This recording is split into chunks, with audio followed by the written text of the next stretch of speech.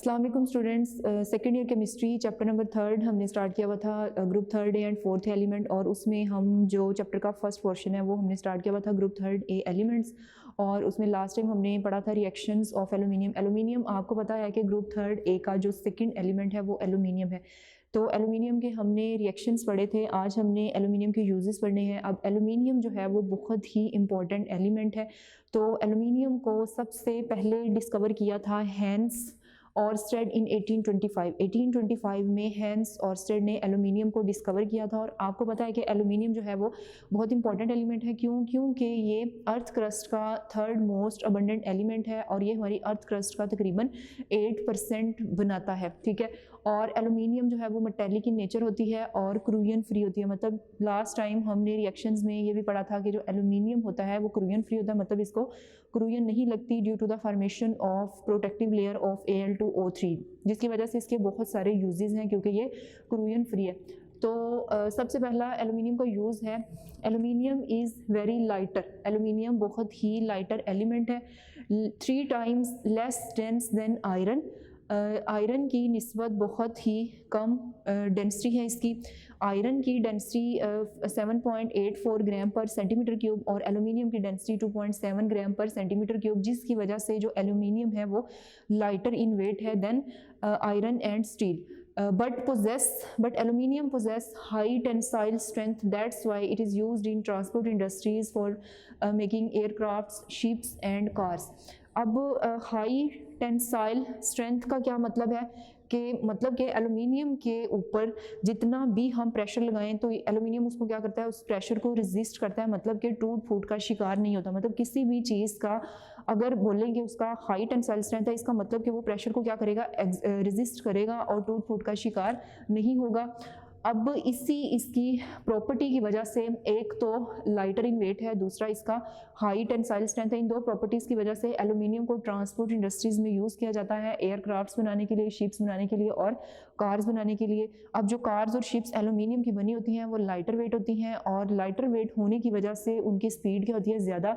और जब स्पीड ज़्यादा होगी, लाइटर वेट होगा, मतलब जितना लाइटर वेट होगा स्पीड उतनी ज़्यादा होगी और वो उतना ही अच्छा जो लोड है वो कैरी कर सकती हैं। तो ये एलुमिनियम का फर्स्ट यूज़ है कि एलुमिनियम को हम ट्रांसपोर्ट इंडस्ट्री में यूज़ करते हैं, क्योंकि एलुमिनियम की जो शिप्स और कार्स वगैरह होती हैं उनकी स्पीड बहुत ज़्यादा होती है और ये ज़्यादा लोड को कैरी करती हैं। नेक्स्ट एलुमिनियम का यूज़ है, it is an excellent conductor of both heat and electricity. अब एलुमिनियम अच्छा कंडक्टर है किसका, हीट का भी और इलेक्ट्रिसिटी का भी। क्यों अच्छा कंडक्टर है, क्योंकि एलुमिनियम में फ्री इलेक्ट्रॉन्स होते हैं और आपको पता है कि जहाँ पर फ्री इलेक्ट्रॉन्स होंगे वहाँ से इलेक्ट्रिसिटी पास होगी। तो फ्री इलेक्ट्रॉन्स की प्रेजेंस की वजह से जो एलुमिनियम है वो एक अच्छा कंडक्टर है both heat and electricity. It is used as heat exchanger in chemical, oil and other industries. अब इसी अपनी प्रॉपर्टी की वजह से एक अच्छा कंडक्टर होने की वजह से जो एलुमिनियम है उसको हीट एक्सचेंजर के तौर पर इस्तेमाल किया जाता है। अब हीट एक्सचेंजर क्या है, एक डिवाइस है जिसको हम इंडस्ट्रीज़ में हीट को एक जगह से दूसरी जगह पर ट्रांसफ़र करने के लिए यूज़ करते हैं। तो एलुमिनियम को as a heat exchanger use किया जाता है। अब इसी हीट एक्सचेंजर की वजह से इसकी एक बहुत इंपॉर्टेंट एप्लीकेशन है हमारी डेली लाइफ में, वो क्या है, heavy duty cables are made of aluminium metals. अब हैवी ड्यूटी केबल्स क्या होती हैं, हैवी ड्यूटी केबल्स जिनमें बहुत ज़्यादा वोल्टेज होते हैं, ऐसी केबल्स जिनमें बहुत ज़्यादा वोल्टेज होते हैं, हाई केबल्स होती हैं। अब ये केबल्स होती हैं जो मतलब मेन पावर जनरेशन या पावर प्लांट से जो लाइट आती है हमारे घरों तक, और वो जिन वायर्स के थ्रू हमारे घरों तक आती है वो वायर्स काफ़ी मोटी होती हैं और वो वायर्स जो हैं वो एलुमिनियम की बनी होती हैं, क्योंकि एलुमिनियम में ये प्रॉपर्टी है कि वो हीट को एक जगह से दूसरी जगह पर ट्रांसफ़र कर सकती हैं। नेक्स्ट थर्ड इसका यूज़ है, aluminium is an excellent reflector of radiant energy. For this reason it is commonly used to insulate buildings.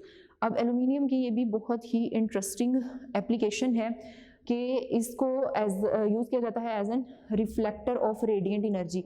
अब ऊपर हमने बात की कि ये कंडक्टर है, अब नीचे हम बात कर रहे हैं कि ये हीट का क्या है, रिफ्लेक्टर है, मतलब कि एनर्जी को क्या करता है, रिफ्लेक्ट करता है। अब रिफ्लेक्टर का क्या मतलब है कि जैसे ही हीट या कोई भी रेडिएशंस एलुमिनियम के साथ टकराएंगी तो वो उनको क्या कर देगा, रिफ्लेक्ट कर देगा। अब रिफ्लेक्टर क्यों है, क्योंकि जो एलुमिनियम है उसकी जो सरफेस होती है वो बहुत ही स्मूथ होती है, शाइनी होती है, तो इस वजह से जैसे ही उसकी सरफेस के साथ कोई रेज आके टकराती हैं तो वो फ़ौरन उसको क्या कर देता है, वो फ़ौरन उसको रिफ्लेक्ट कर देता है। तो इसी वजह से जो एलुमिनियम है उसको बिल्डिंग्स में लगाया जाता है, मतलब जो बिल्डिंग्स होती हैं उनके डोर्स, उनकी विंडोज़ के साथ एलुमिनियम लगा दिया जाता है, एलुमिनियम की एक वायर लगा दी जाती है, जिसकी वजह से जो बिल्डिंग्स हैं वो क्या होती हैं, वो उनमें जो टेम्परेचर है वो नॉर्मल रहता है, क्योंकि ये जो बाहर से हीट एनर्जी आती है उसको रिफ्लेक्ट कर देते हैं और जो अंदर का टेम्परेचर है वो क्या रहेगा, नॉर्मल। तो इस वजह से इसको बिल्डिंग्स को इंसुलेट करने के लिए एलुमिनियम को यूज़ किया जाता है। नेक्स्ट इसका एक और बहुत इंपॉर्टेंट यूज़ है, aluminium foil is used to jam radar. अब ये जैम रेडोर क्या है, आपने रेडोर का वर्ड सुना होगा, जैसे हम कहते हैं कि पाकिस्तान का रेडोर है। अब पाकिस्तान में जैसे ही किसी और मुल्क का कोई प्लेन आएगा, मतलब पाकिस्तान की हदूद में किसी और मुल्क का कोई प्लेन आएगा तो ये रेडोर फ़ौरन उसको डिटेक्ट करता है और हमें बताता है कि ये किसी और मुल्क का प्लेन है। तो एलुमिनियम क्या करता है कि रेडोर को भी जैम कर सकता है, मतलब उस रेडोर को मिस गाइड करता है, मतलब कि उसको उस प्लेन को डिटेक्ट करने से रोकता है। तो एलुमिनियम का ये भी एक बहुत इंपॉर्टेंट यूज़ है। नेक्स्ट फोर्थ यूज़ है, it is non magnetic and is दस यूज्ड इन नेविगेशनल इक्विपमेंट। अब ये नेविगेशनल इक्विपमेंट क्या है, जो शिप्स को और एयरक्राफ्ट्स को, प्लेन्स वगैरह को जो रास्ता बताते हैं, पाथ बताते हैं, उन इक्विपमेंट में एलुमिनियम को यूज़ किया जाता है। मतलब ऐसे इक्विपमेंट जो शिप्स को, एयरक्राफ्ट्स को रास्ता बताते हैं, पाथ बताते हैं, तो उन इक्विपमेंट में एलुमिनियम को यूज़ किया जाता है। मतलब जो कंपस यूज़ किया जाता है डायरेक्शन को बताने के लिए, तो मेनली वो जो कंपस होता है वो एलुमिनियम का ही बना होता है। नेक्स्ट फिफ्थ यूज है, it is good reducing agent, that's why it is used in both chemical and steel industries. अब रिड्यूसिंग एजेंट क्या होता है, रिड्यूसिंग एजेंट होता है जो किसी दूसरी चीज़ को रिड्यूस करे और खुद ऑक्सीडाइज हो, तो इसकी इसी प्रॉपर्टी की वजह से इसको स्टील इंडस्ट्रीज और केमिकल इंडस्ट्रीज में यूज़ किया जाता है। अब इसको किस तरह से स्टील इंडस्ट्रीज में यूज़ किया जाता है, हमने पिछले लेक्चर में पढ़ा था रिएक्शंस ऑफ एलुमिनियम, और उसमें हमने एक रिएक्शन पढ़ा था कि जो एलुमिनियम है वो उससे हम यूज़ करते हैं मोल्टन मेटल्स में से एयर बबल को रिमूव करवाने के लिए। तो जैसे ही हम मोल्टन मेटल्स में एलुमिनियम को ऐड करते हैं तो एलुमिनियम वहाँ से जो एयर है उसके साथ रिएक्शन करता है और उस तरह से हम वहाँ पर जो एयर बबल्स होते हैं उनको रिमूव कर लेते हैं। तो इस तरह से ये स्टील इंडस्ट्रीज, मतलब कि मेटल्स को प्योर करने के लिए एलुमिनियम को यूज़ किया जाता है। नेक्स्ट इसका 6 यूज़ है, it is non toxic and can be used for making food and braving equipments and in packaging. अब फूड बनाने के लिए जो इक्विपमेंट यूज़ होते हैं और ब्रेविंग मतलब कि अल्कोहल को बनाने के लिए जो इक्विपमेंट्स यूज़ होते हैं उनमें एलुमिनियम का यूज़ होता है। और उसके अलावा पैकेजिंग मतलब कि मिल्क और जूसेस वगैरह के जो डिब्बे होते हैं, जो केन होते हैं, उनको बनाने के लिए एलुमिनियम का यूज़ किया जाता है। अब एलुमिनियम का क्यों यूज़ किया जाता है, क्यों, because it can be cut into very thin sheets, क्योंकि एलुमिनियम एक चीप मेटल है, ठीक है, और इसको हम बहुत ही थिन शीट्स में काट सकते हैं, जिसकी वजह से जो पैकेजिंग मटेरियल बनता है वो बहुत चीप, मतलब कि हम कम पैसों में अच्छी पैकिंग कर सकते हैं। तो जो भी पैकेजिंग मटेरियल होते हैं, इक्विपमेंट होते हैं, उनमें भी एलुमिनियम का यूज़ होता है। नेक्स्ट 7th यूज़ है, aluminium readily forms alloys with other metals. अब एलॉय क्या होता है, मिक्सचर ऑफ 2 और more metals is known as alloy. अब जो एलुमिनियम है वो different metals like copper, magnesium, nickel, zinc, इनके साथ मिलकर एलॉयज बनाते हैं और वो एलॉयज आगे हम फर्दर पर्पसेस के लिए उसको यूज़ करते हैं। जैसे एक एलॉय बहुत इंपॉर्टेंट एलॉय है एलुमिनियम ब्रॉन्ज, जो कॉपर 90%, एलुमिनियम 9.5%, टिन 0.5%, इन सब के मिक्सचर से एलॉय बनता है। इसी तरह से एक और एलॉय है मैग्नीशियम, जो एलुमिनियम 95% और मैग्नीशियम 5%, मतलब दोनों के मिक्सचर से एलॉय बनता है। तो एलुमिनियम की ये भी एक प्रॉपर्टी है कि वो डिफरेंट मेटल्स के साथ मिलकर एलॉयज बना सकता है। नेक्स्ट 8 यूज़ है, eight Holmes aluminium is used in the forms of cooking utensils, window frames and kitchen foil. अब कुकिंग यूटेंसिल्स मतलब जो कुकिंग के लिए हम बर्तन इस्तेमाल करते हैं वो भी एलुमिनियम के बने होते हैं। अब अगर वो एलुमिनियम के बने होंगे तो जब हम खाना पकाएंगे तो उस बर्तन के अंदर इक्वली पूरे बर्तन के अंदर जो हीट है वो डिस्ट्रीब्यूट हो जाती है और अच्छा खाना जो है वो पकता है। इसी तरह से जो विंडो फ्रेम्स हैं, अब विंडो फ्रेम्स आजकल विंडो जो बनती हैं उनमें बहुत ज़्यादा एलुमिनियम यूज़ होता है। अब जितनी भी विंडोज़, डोर वगैरह बने होते हैं वो एलुमिनियम के बनते हैं। क्यों एलुमिनियम के बनते हैं, एक तो एलुमिनियम जो है वो चीप है, ठीक है, लाइटर इन वेट है, चीपर है, और उसके अलावा जो एलुमिनियम है वो क्रूयन फ्री है। मतलब जब उसका रिएक्शन होता है ऑक्सीजन के साथ तो उसके ऊपर एक लेयर बन जाती है, प्रोटेक्टिव लेयर ऑफ Al2O3, जिसकी वजह से जो फर्दर एलुमिनियम है वो ऑक्सीजन के साथ रिएक्ट नहीं करता। तो इस वजह से जो एलुमिनियम की विंडोज़ होती हैं वो क्रूयन फ्री होती हैं, और क्रूयन फ्री होने की वजह से आजकल जो विंडोज़ होती हैं वो मेनली एलुमिनियम की बनी होती हैं। And kitchen foil.